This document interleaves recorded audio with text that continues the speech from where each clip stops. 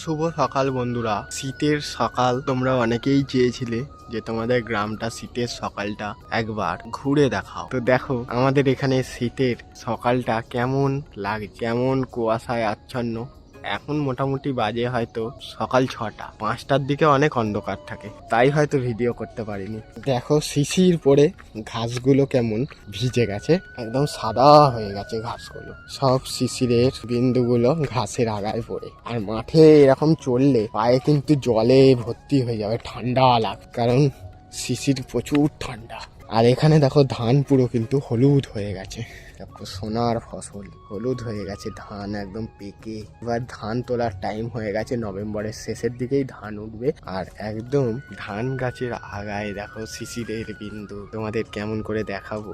দূরে একজন আছে যে আল কাটছে মাঠে, মোটামুটি সে ভোরে 4টে থেকে শুরু করেছে। আমরা ভাবছি এত অন্ধকারে কি করে করছে, দেখতে পাচ্ছে সে কিন্তু কন্টিনিউ 4টে থেকে করে অনেকটা কাজ এগিয়ে গেছে। তাদের থেকে শেখা, তাদের থেকে আমাদের শেখা যে দেখো আমরা শহরের মানুষ হয়ে অনেকক্ষণ বিছানায় ঘুমিয়ে থাকি, ঠিক আছে। শীতকালে তো বেসিক্যালি আমরা সকাল 8টা পর্যন্তও হয়ে যায় ঘুম, কিন্তু তাদের দেখো তারা কিন্তু 4টে থেকেই ফার্স্ট আওয়ারে কাজ শুরু, না শীত না গ্রীষ্ম না বর্ষা। তাই তারা আজকে অনেক এগিয়ে কাজের দিক থেকে। তারা যদি আমাদের মতন চ্যানেল চালাতো, তাদের চ্যানেল হতো ফার্স্ট, কারণ কাজই কথা বলে চ্যানেলে।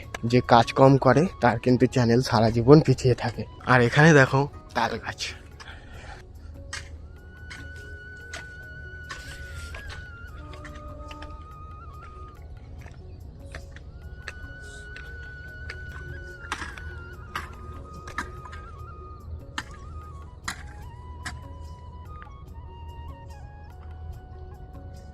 সকাল সকাল মাঠের মধ্যে ঘুরতে এলাম।